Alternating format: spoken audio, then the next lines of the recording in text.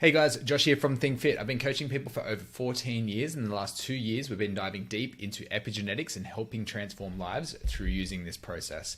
So in this episode 7, we're going to dive into personalized fitness, how your epigenetics shape your workout routine.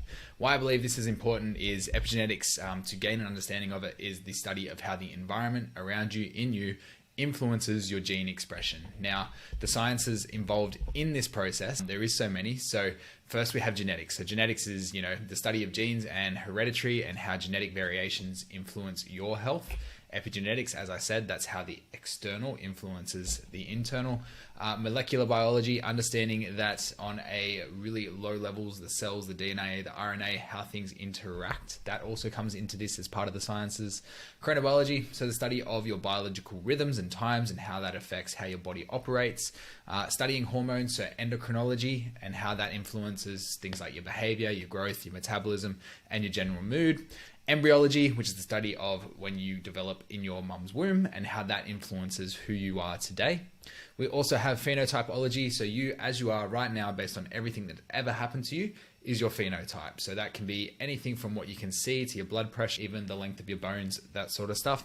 Anthropometry is the study of ratios within your body that have led to information finding out like certain disease and illnesses and how your hormones have affected your body.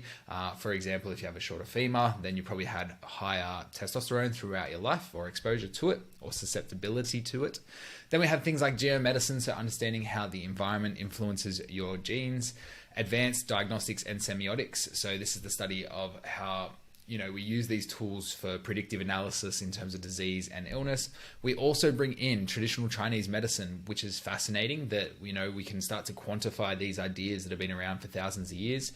Same as Ayurveda. So Ayurveda is essentially like a medicine from India. It's ancient. It's like 5,000 years old, I believe. And it has these fundamental understandings of the human body.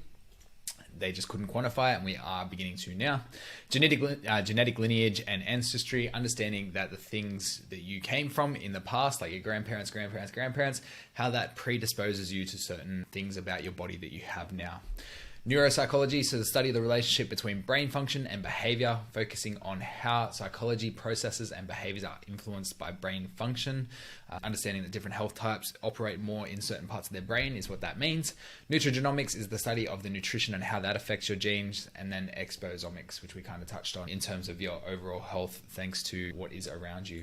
So with that understanding, like we have all these sciences, it's not just like this woo-woo stuff. We can now collaborate, put it together, and that's where this health type lens from PH360 is able to establish things like in your environment, so your food, your social, your indoors, your outdoors, and then your lifestyle, so things like exercise, your career, your sleep, and your mind actually have this huge impact on how you function and operate as a person. By quantifying this, we're able to learn interesting things. If you dive into my other podcasts, you will see me talk about nutrition, behaviors, lifestyle, the health types themselves, like the uniqueness of each. And this next part, what we're going to talk about is like how doing aerobic exercise, how you're doing strength training, how flexibility improves your overall health, but then dive in and show you how more specific on each health type that is going to reflect better for them in terms of their approach improving their health.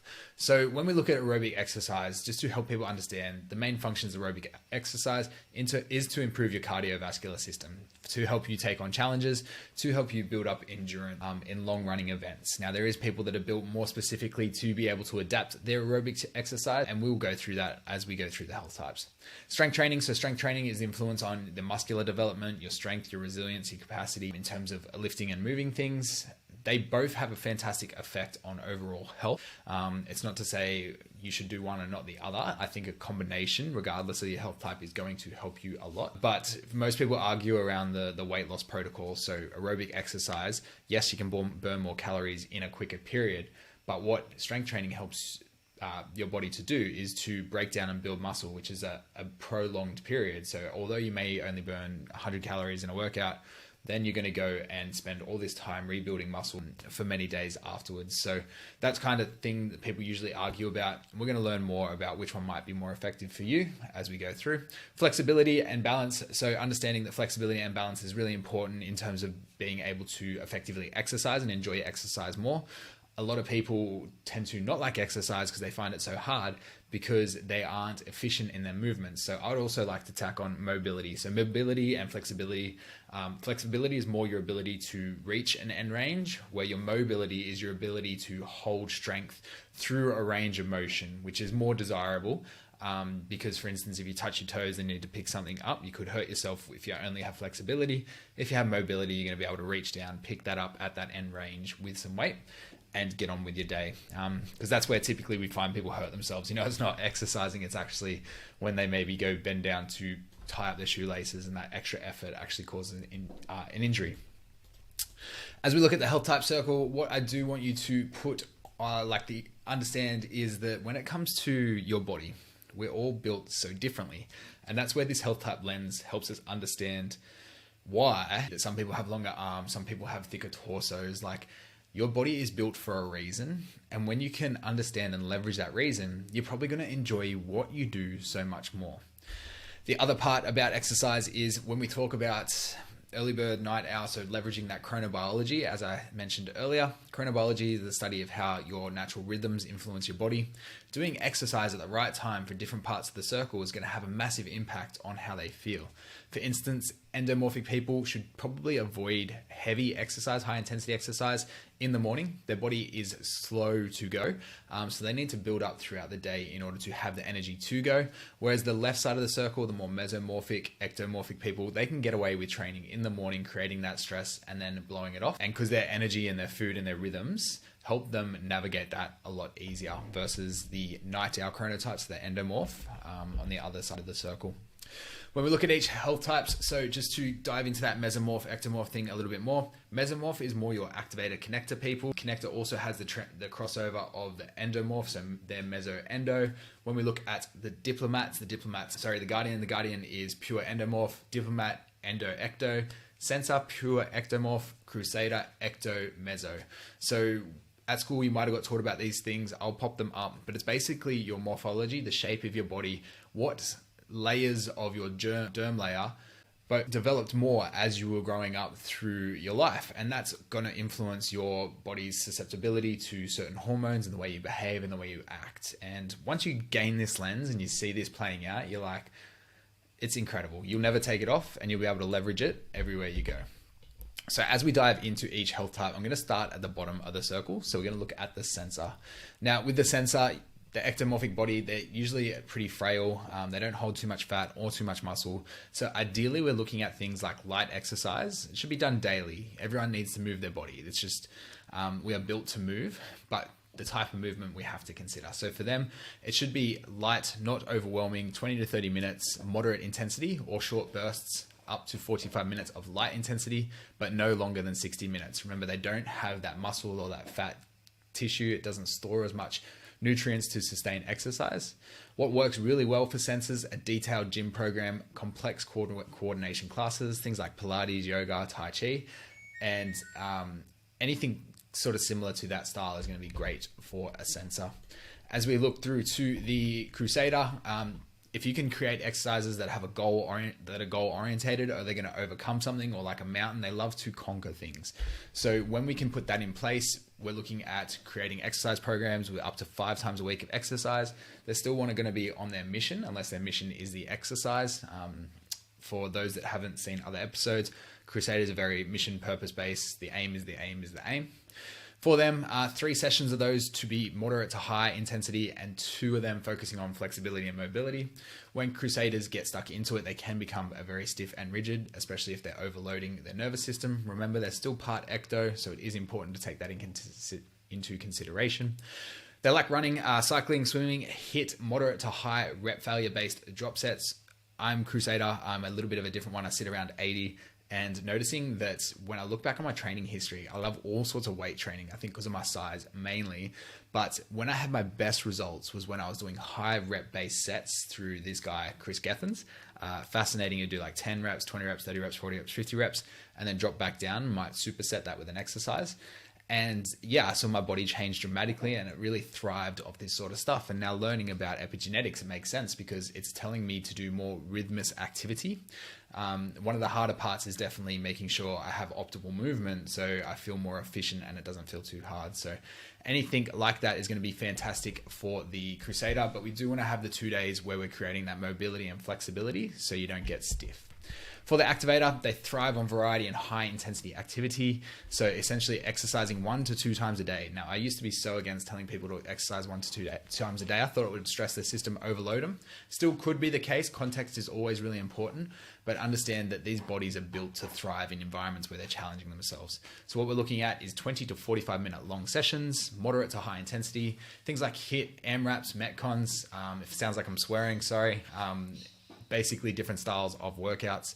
Tough Mudder, so anything with a team sort of challenge. Animal flow, calisthenics, aerial climbing, parkour, plyometrics, anything where they can really just expend themselves on the environment or amongst a team, they're going to love it.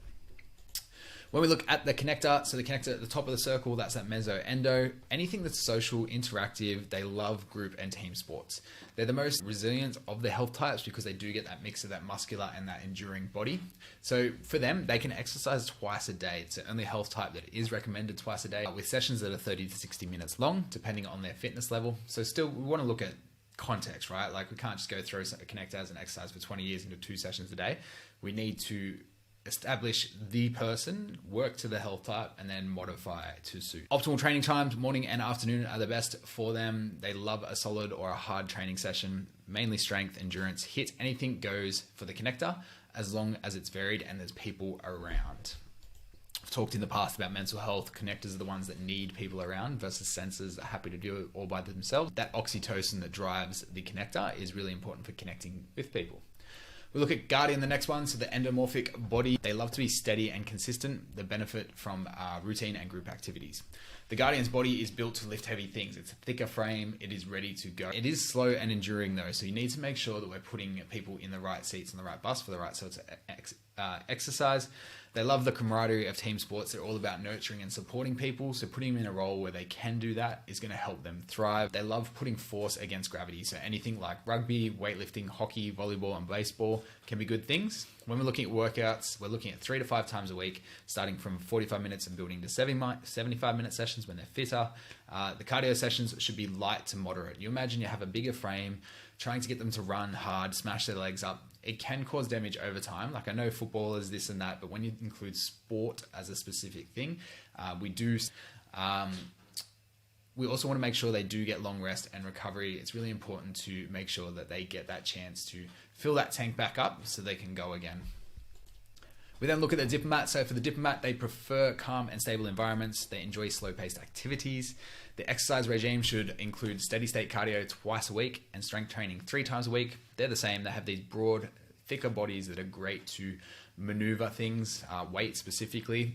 Changes a little bit as you get closer to that sensor, depending on where you sit on the circle. So for those who aren't familiar with the circle, you don't actually just land in a health type, you land on a spot on the circle. So then you can also have crossover traits from others. For their training to be effective, we're looking for sessions that are an hour or longer. Effective training could include peripheral heart action, PHA training, 5x5, eccentric, traditional multi-sets, steady-state cardio, and moderate intervals. Isometrics for diplomats can be very helpful in maintaining their tendons. There's a lot to say with collagen and diplomats and their training. In cold weather, we do want to avoid training in the cold, especially specifically in the morning, just to give the body time to warm up and adapt a little bit better.